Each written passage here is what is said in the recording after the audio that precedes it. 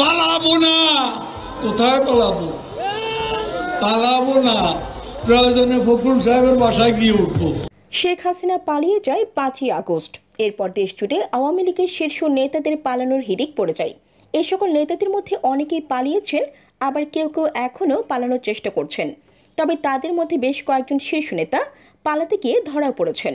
সম্প্রতি বিষয়টি নিয়ে দেশের একটি পত্রিকা প্রতিবেদন করে, আর এরপরে ফেসবুক সহ সামাজিক যোগাযোগ মাধ্যমে নেটিজেনদের প্রশ্নের ঝড় ওঠে। কিভাবে গণহত্যার সাথে জড়িত এ সকল নেতারা পালালেন, কারা পালাতে সাহায্য করল, সেটিও উদ্ঘাটনে সরকারের প্রতি আহ্বান জানান। গত সপ্তাহে সাবেক স্বরাষ্ট্রমন্ত্রী আসাদুজ্জামান খান কামাল, সাবেক বস্ত্র ও পাট মন্ত্রী জাহাঙ্গীর কবির নানক, আওয়ামী লীগের যুগ্ম সাধারণ সম্পাদক সাবেক সংসদ সদস্য আফম বাহাউদ্দিন নাসিম সীমান্ত পাড়ি দিয়েছেন। এদের আগে দেশ ত্যাগ করেছেন সাবেক পররাষ্ট্রমন্ত্রী হাসান মাহমুদ, সাবেক স্থানীয় সরকার মন্ত্রী মোহাম্মদ তাজুল ইসলাম, সাবেক শিক্ষামন্ত্রী মহিবুল হাসান চৌধুরী, সাবেক তথ্য প্রতিমন্ত্রী মোহাম্মদ আলী আরাফাত, সাবেক সংসদ সদস্য আলাউদ্দিন আহমেদ নাসিম ও আলোচিত আওয়ামী লীগ নেতা নারায়ণগঞ্জের সংসদ সদস্য শামীম ওসমান সহ অনেকেই।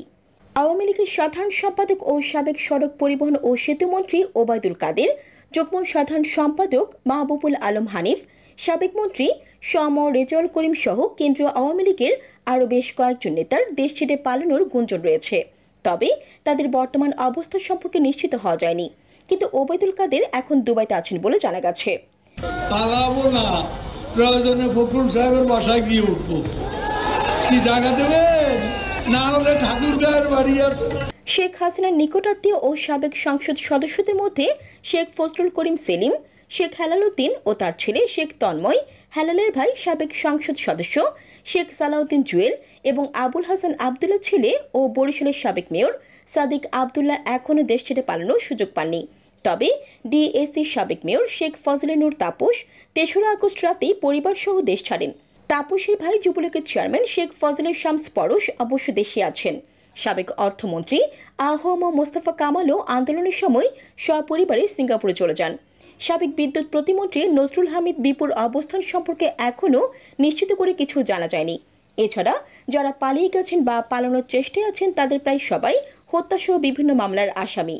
এই অবস্থায় প্রশ্ন উঠেছে, সরকার পতনের এতদিন পরও কিভাবে এসব ব্যক্তি দেশ ছেড়ে পালাতে পারছেন।